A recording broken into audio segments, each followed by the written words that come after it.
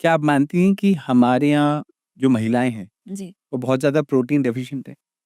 Yes, fibre intake नहीं है, fat intake कम है, कच्चा फैट का इंटेक कम है, तला हुआ या भुना हुआ या पराठे जो धुएँ में सिक रहे हैं उसका इंटेक ज़्यादा है, not sleeping on time, getting up earlier than your required time, getting stressed, these all affect your hormones.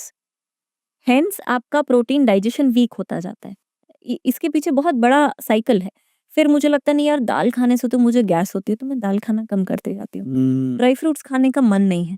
So when they से कि ऐसा करने का मन नहीं है मतलब उसका डाइजेशन हैम्पर हो चुका है और फिर ये कंटिन्यू होता है with every monthly cycle you lose a little bit of haemoglobin with every monthly cycle PMS में आप चिड़चिड़ हुए, आपके पास उसका सॉल्यूशन नहीं हुआ, वो बढ़ता जाता है।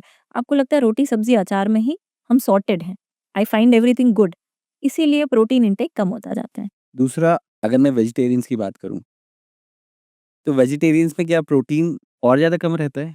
नहीं, I do not quite agree with this, क्योंकि जब हम दालों की बात करते हैं, हम साबुत दालों की बात नहीं करते हैं।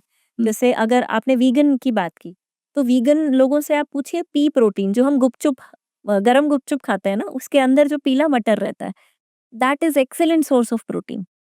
ठीक है? तो वेजिटेरियन डाइट में भी प्रोटीन्स बहुत अच्छे हैं क्योंकि बायो अवेलेबिलिटी ऑफ प्रोटीन्स बहुत अच्छा है।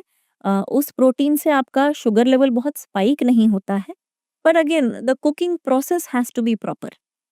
पनीर बहुत अच्छा है, सोया नगेट्स बहुत अच्छे हैं, ड्रमस्टिक्स बहुत अच्छा है, मशरूम्स हैव प्रोटीन, क्वांटिटी कम है तो आपको उसका अमाउंट ज़्यादा खाना पड़ेगा। पर ऐसा नहीं है, there are many body builders, I mean I have a lot of clients who are into weight lifting and all and they are vegetarians. Plant based protein, animal based protein, which is better? You are asking for a personal opinion or a nutritionist's opinion? Second one. A nutritionist's opinion would be anything that helps you perform better.